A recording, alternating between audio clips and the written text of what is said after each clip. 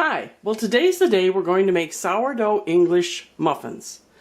Now I've been reading about sourdough starter and it's a riot because when I did it before, I just did it and I didn't know all these little things you might do or you might not do.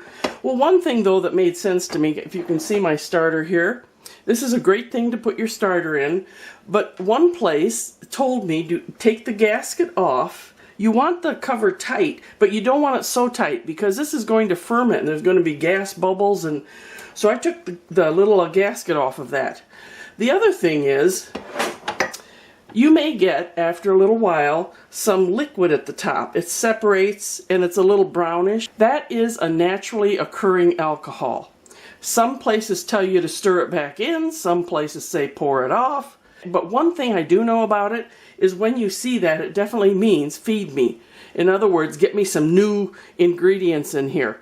So what I've decided I'm going to do is pour it off and then add a cup of warm water and a cup of all-purpose flour to this. So that's the story of the... You cannot believe all the different versions and things I've read about sourdough bread lately. It's just weird. No wonder people find it so daunting.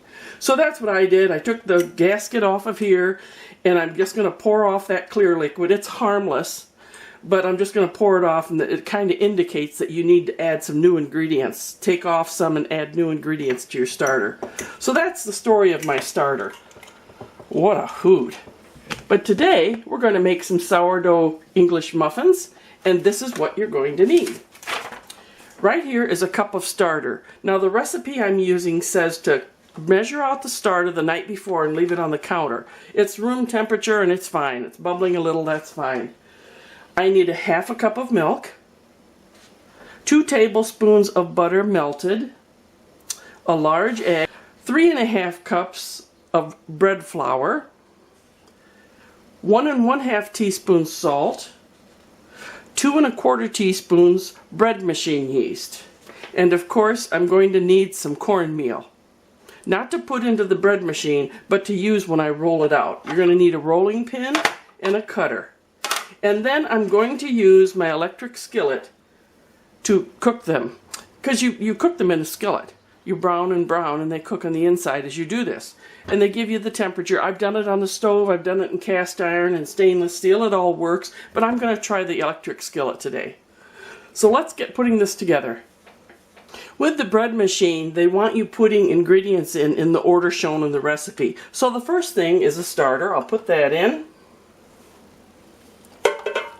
There. See how it is?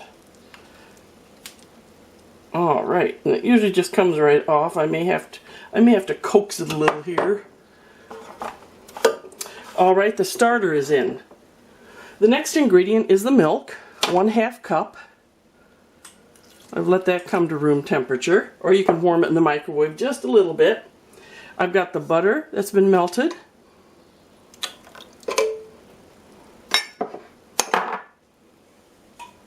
The large egg. Those are the wet ingredients. Now I add the 3½ cups of bread flour.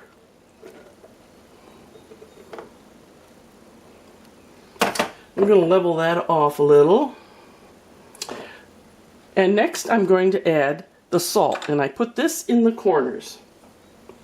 And the reason for that is if it hits that yeast too soon, it'll keep that yeast from working. It'll kind of destroy what you had there. And I make my little well in the middle, and I'll put in my 2 1/4 teaspoons of bread yeast.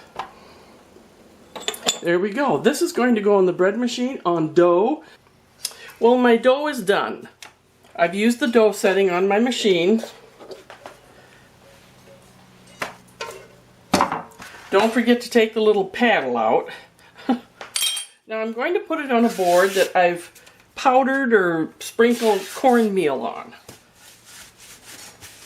There, that'll keep it from sticking, and you want that anyway.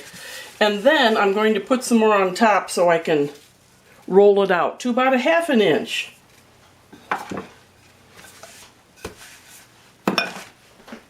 There, that's about 1/2 inch. I'm going to take my, I think it's about a 3-inch cutter. Now my skillet is heating up to 350 degrees, And they want you to cook it about 10 minutes. I'll probably get about a dozen muffins out of this. This end's a little thick. I'm going to leave that. There. Just going to set them on here for now. That looks a little thicker than ½ an inch. We'll see if that works. You know how your pan is ready? That's ready. I put my muffins in the pan.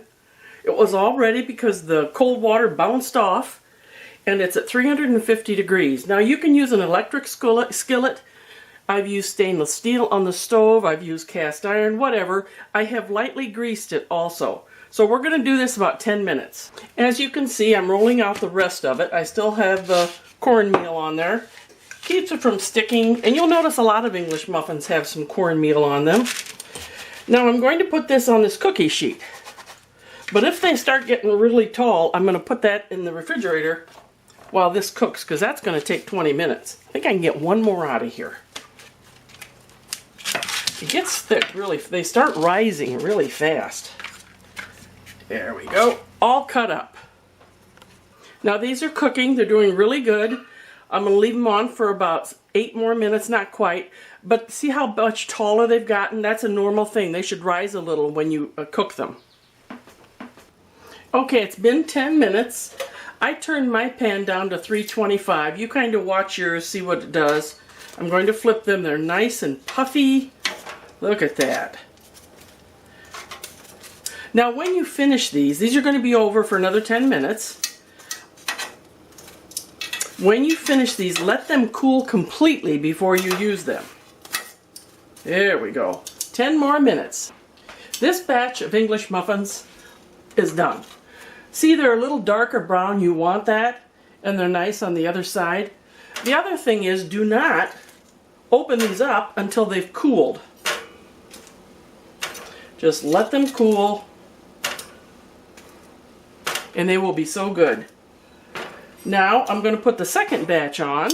Last batch is on for 10 minutes, and then I flip them in 10 more minutes. I did spray a little more Pam on there when I did this. Now I got this recipe. This is a nice bread machine cookbook. It's the Bread Lover's Bread Machine Cookbook by Beth Hensperger. And the thing is, she explains why things happen the way they do. Lots of information in this book. She has quite a few recipes you could make with your sourdough starter. So this is a book you might want to pick up to have in your library. Let's get the rest of these done. And I hope you give this a try. Bye-bye.